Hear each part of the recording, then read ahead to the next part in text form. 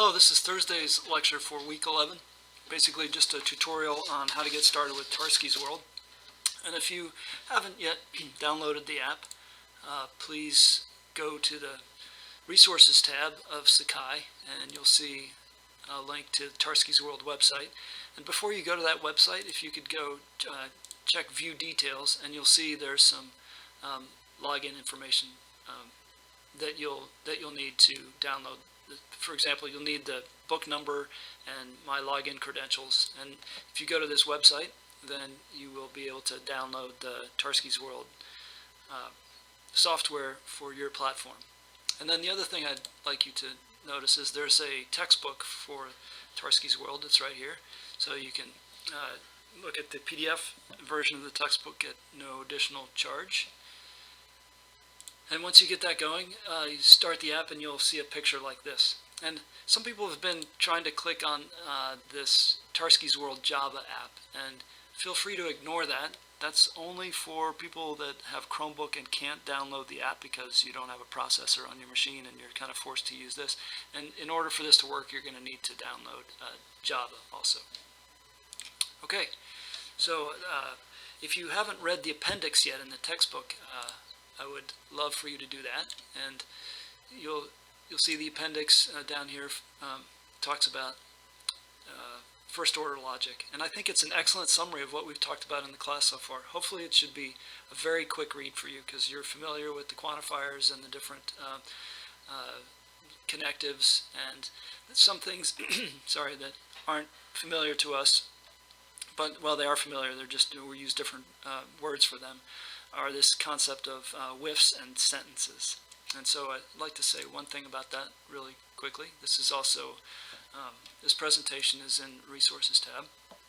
And the difference between a sentence and a well-formed formula is a well-formed formula just has something like this, cube x. And the way to read this is whatever the argument of the predicate is,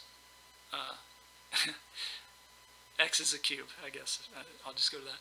And then this is a little confusing too. It means that x is between a and b. So this is the predicate, and then the thing that comes after it is the variable list. And in this case, cube x, or between x comma a comma b, doesn't have a truth value because we haven't specified what x is. And x is a variable, and a and b are constants like names. And then another thing they talk about is a bound versus an unbound variable. And a bound variable is just one that has a quantifier associated with it. So for example, for all x, x is a cube. For all things in Tarski's World, x is a cube. So here and this is, there exists a thing in Tarski's World, there exists an x such that x is a cube. Now we can determine the truth value of this because we know what's in this, we know well, it's understood that x is an element of the set of objects in Tarski's World. So that's not explicitly stated, but that's understood. And so it's not a specific thing, but it refers to one of the possible objects from Tarski's World. And this might be worth mentioning also that something like A is a tetrahedron is a sentence in the sense that it has a truth value, but X is a tetrahedron is not a sentence because you can't assess the truth value of this because we don't know what X is. And you're like, what's the difference? You're just using different symbols. Well, it's a convention, right? And the convention that Tarski's World uses is that constants are referred to by the first 6 letters of the alphabet, and also N1, N2, N3, N4, N5, and 6 if Tarski's playing. And variables are referred to with the last 6 letters of the alphabet. So these are specific objects like a name, John or Mary, and these are variables which are like placeholders for the object. And this is an example from our previous life where we would have used this nomenclature. For all x, which is an element of D, where D is a set of constants, do something, or some predicate would follow.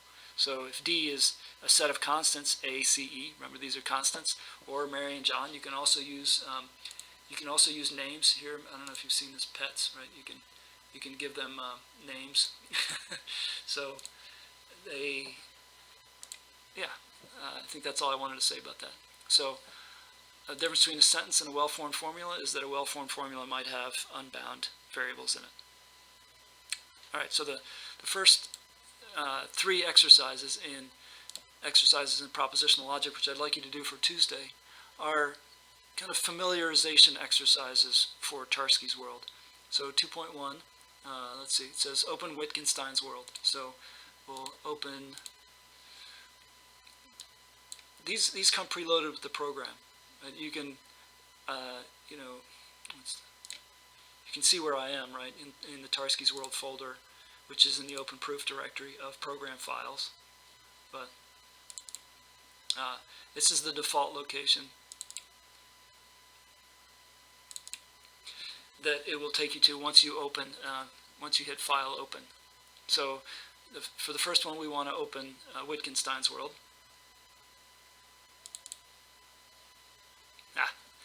And Wittgenstein sentences. So under File, also open. Now we're looking for Wittgenstein sentences. And then we just have to go through here and assess the truth value of all these things. So you can cheat and say, oh, I want to see what the truth value of all these things is. But that would be kind of like this, right? But that would,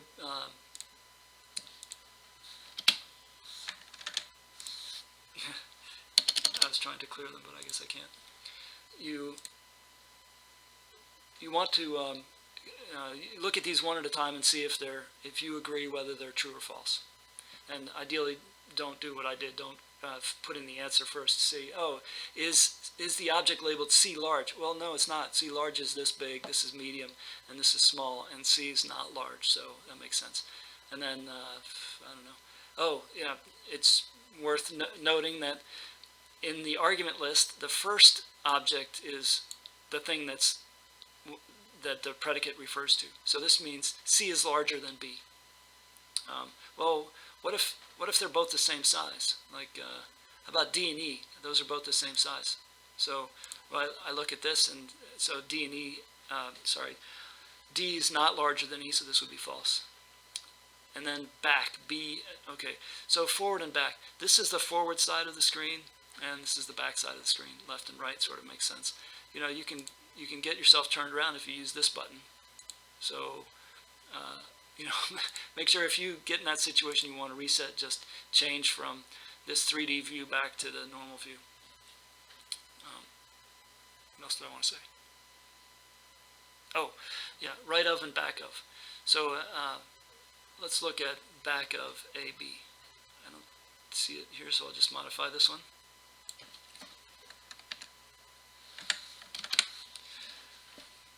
Well, is A back of B, or is A behind B? And I would say no, because they're on the same column. So that's something to, let's see if Tarski agrees.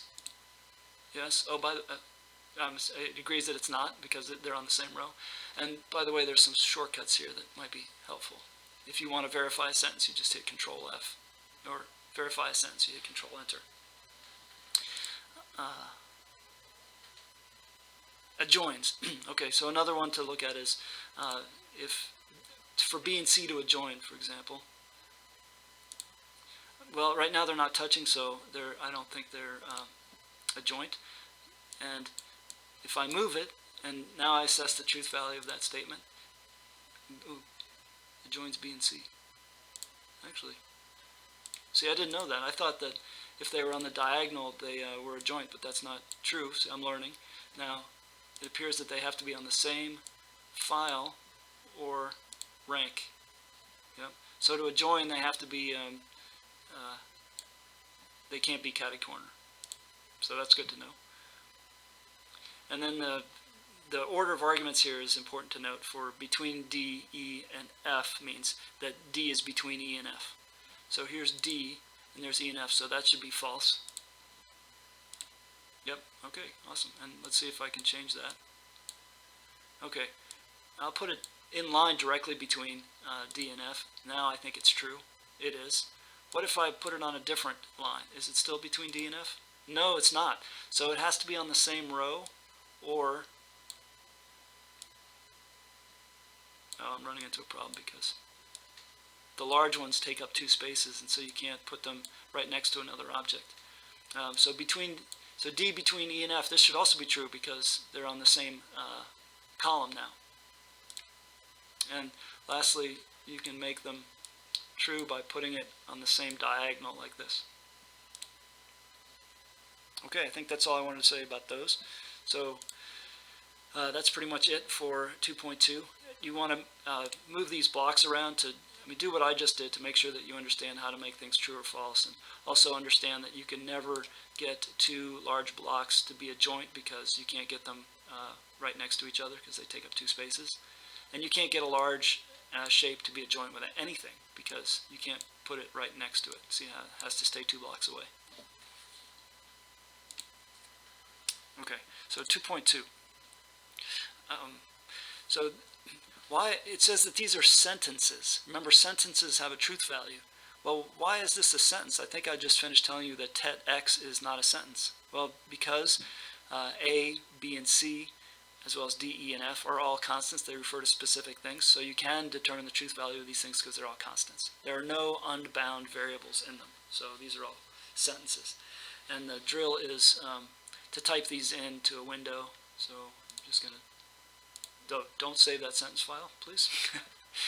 You know, it might not be a bad idea to back up all of your sentence and world files in case you do accidentally overwrite them. It's no big deal if you do. I can just send you the original world and sentence files. But okay, so I created a new sentence file with the file new sentences command, and then I just want to type these in, and then I hit Control Enter to verify the truth or falsity of that statement.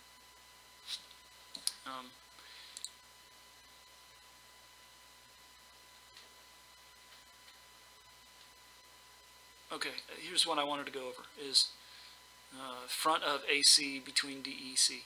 So you might have tried this. You can copy, so here I do sentence, new sentence, add sentence after, Control A. And then if I do a paste, I want to verify that sentence. So sentence verify, Control Enter.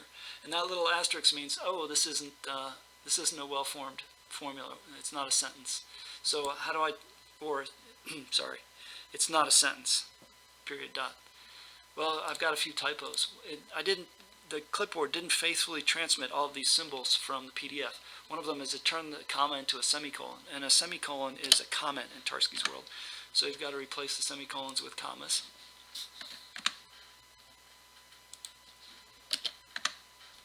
And then it also messed with these symbols. You might, if you're a computer science major especially, you might have run into this before. It's the bang operator. It means not for us, but that's not what was in the original sentence, was a material conditional. So the shortcuts are up here. All right, so what do you think? In the original, what are we looking at? Yeah, let's close this without saving. And we'll open Wittgenstein's world again.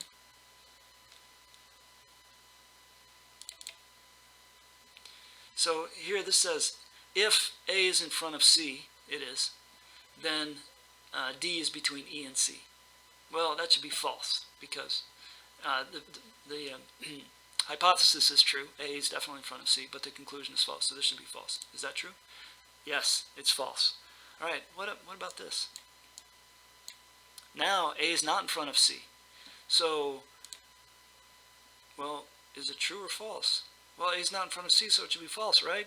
Let's check. Oh, it was true. Why is that? Well, because the hypothesis was false, therefore the statement is vacuously true. If your hypothesis is false, it doesn't matter what comes after the conditional sign.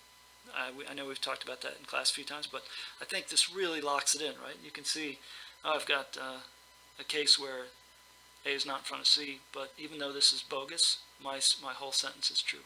Even though the conclusion is bogus, this if-then statement is true. I think that a lot of people find that shocking. All right, and here it says submit the file that you've created, but you don't need to worry about that. On 2.3, fixing some sentences. I also don't want you to turn this in. This is just an exercise in putting in parentheses or taking them out or fixing some typos. For example, sentence number 6, if you type that in, or I do Control A, Control V, and if I try to verify that sentence with Control Enter, it tells me it's not a sentence. Why? Because I'm missing some commas. So I need to put some commas in and closing parentheses. And now, when I verify it, it does say it's a sentence. And here, you notice in class we said that there's an order of operations, that the not comes before and and or occur at the same level, and the conditional statements are in the lowest order, the lowest PEMDAS order, basically.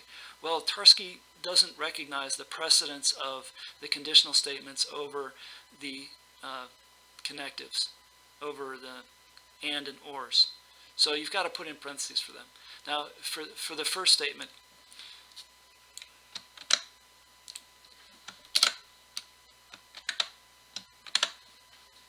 it puts in perpendiculars when it means and, so you have to put these in by hand.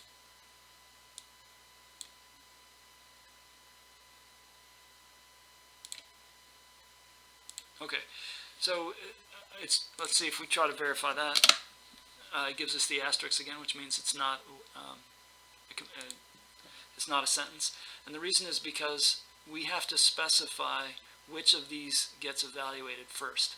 Since and or are equal in the order of operations, we need to put parentheses either around the second and third or around the first and second. Now it's able to verify the truth value of that. And for this one, for number 3, it should, when you type that in, it should say, provided we change all of these to ands and ors. What are the ands?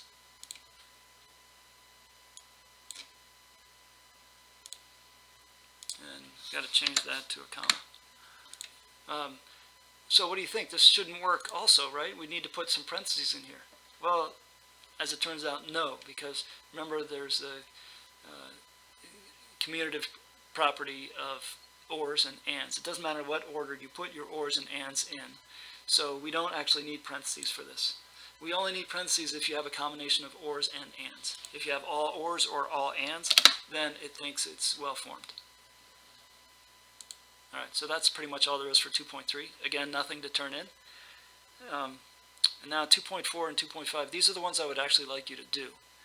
And so let's walk through that. Here I'm going to close this. I don't need to save it. I'll close this without saving. So run through Boole sentences and evaluate in Wittgenstein's.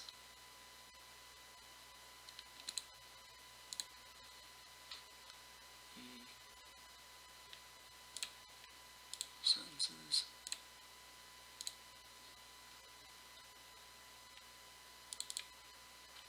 All right.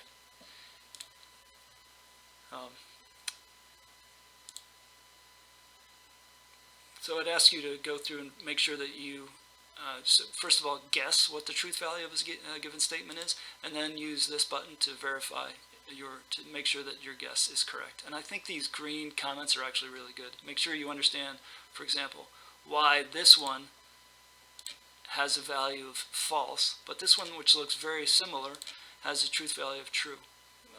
Obviously, you can see that there's parentheses, but please make sure that you understand why those are different. And then it asks you to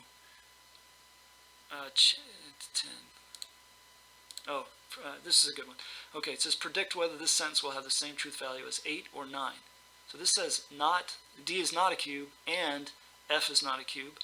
Is that the same thing as not, parentheses, D is a cube or F is a cube? You bet, because that's De Morgan, right? If you want to negate an or statement, you use an and statement and you negate every term of the and statement.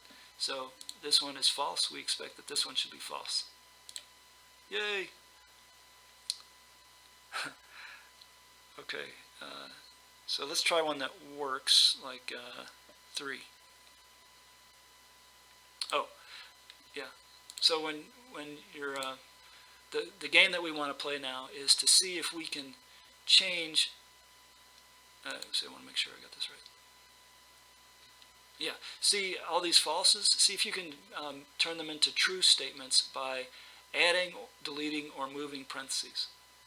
So, 4, okay. How do I turn this into a true statement? Well, right now it's not the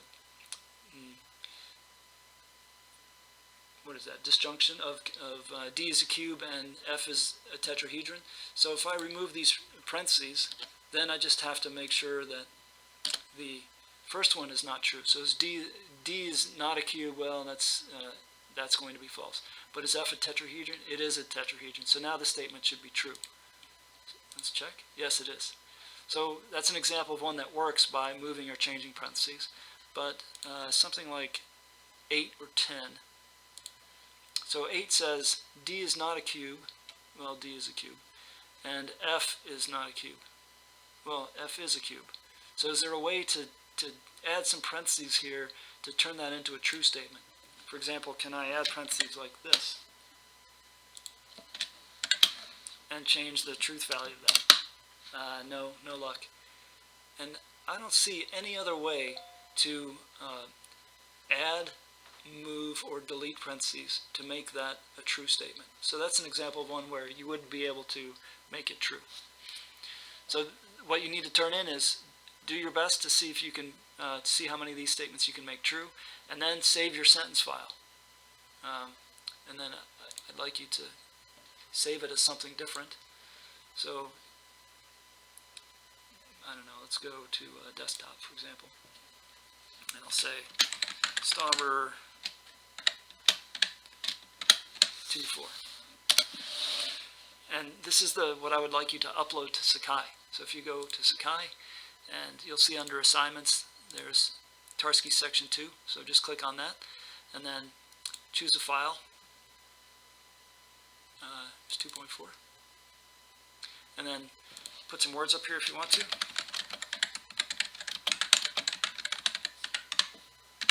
And hit submit. And that's all you have to do for 2.4. Awesome. We're almost done. We just have one more, so 2.5. 2.5, building open Quinn sentences. So let's see, we don't need this. Don't need that.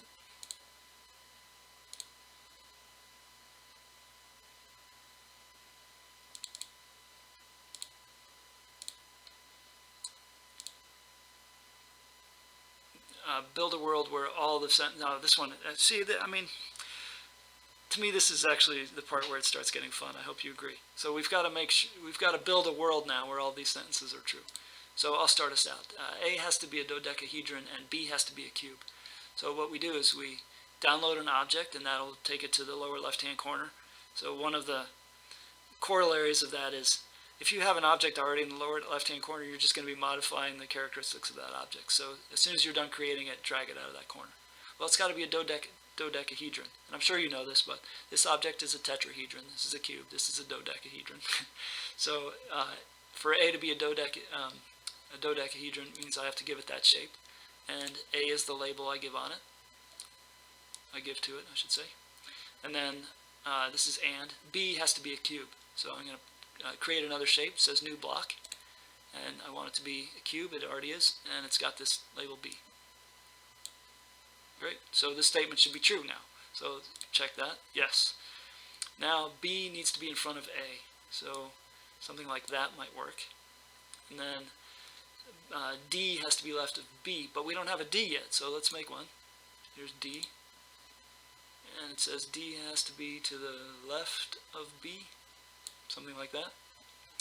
And F has to be back. Well, we don't have an F yet either, so let's make an F. And where's that going? F has to be behind D. I guess that would make it behind D.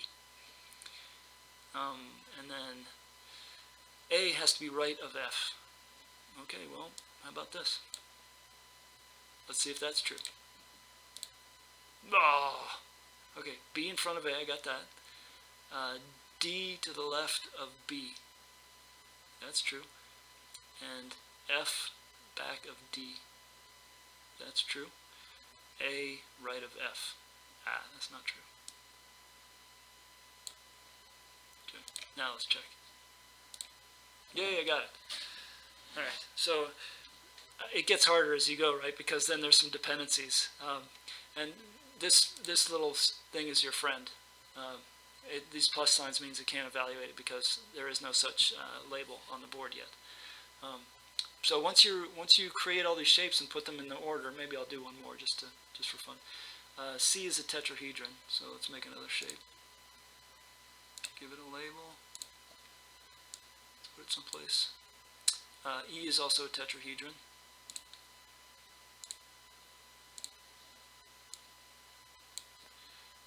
And C is to the left of D. C is to the left of D. It's over here someplace. Okay, so let's see if that's true.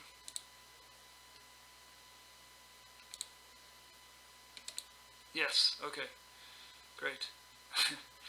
Okay, now C is not to the left of E. Well, that means they could be on the same row, so let's try that. I did that because I saw the next statement was, and E is not to the left of C. Well, for them not to be to the left of each other means that they have to be in the same column. So let's verify that. Okay, now D, B, and C.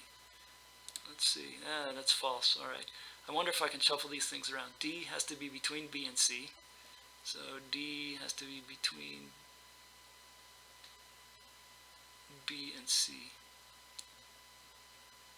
Hey, stop that.